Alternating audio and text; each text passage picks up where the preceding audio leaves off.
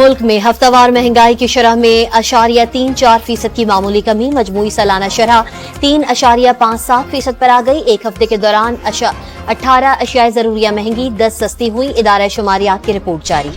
لاہور اور ملتان میں 8 بجے مارکیٹس بند کرنے کا حکم واپس، دونوں ڈویژنز میں مارکیٹس، شاپنگ مالز، ہوٹلز آج سے معمول کے مطابق 10 بجے بند ہوں گے، نوٹیفیکیشن جاری۔ بانی پی ٹی آئی کی آئندہ جمعے تک مطالبات نہ ماننے پر سول نافرمانی تحریک کی دھمکی، پہلے مرحلے میں اوورسیز پاکستانیوں سے پیسے نہ بھیجنے کی اپیل کی جائے گی۔ بانی کی ہمشیرہ علیمہ خان کی اڈیالہ جیل کے باہر گفتگو۔ مریم نواز نے بچوں کو ڈنڈے نہیں اسکالرشپس دیں، فتنہ فساد پارٹی کا کام، ہر وقت رونا دھونا ہے۔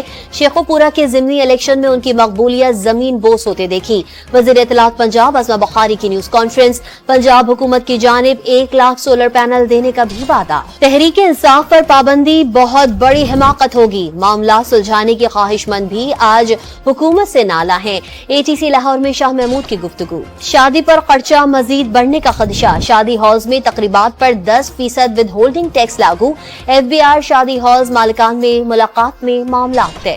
چیمپئنز ٹرافی وینیوز فائنل نہ ہونے پر براڈ کاسٹرز کو شدید تحفظات، آخری میٹنگ میں بھی پاک بھارت معاملات جلد حل ہونے کا کہا تھا، غیر یقینی صورتحال سے نقصان کا اندیشہ ہے۔ براڈ کاسٹرز کا شکوہ، آپ کی پریشانی سمجھتے ہیں، جلد مسئلے کا حل چاہتے ہیں، آئی سی سی کی یقین دہانی، ملاقات کی اندرونی کہانی سامنے آ گئی۔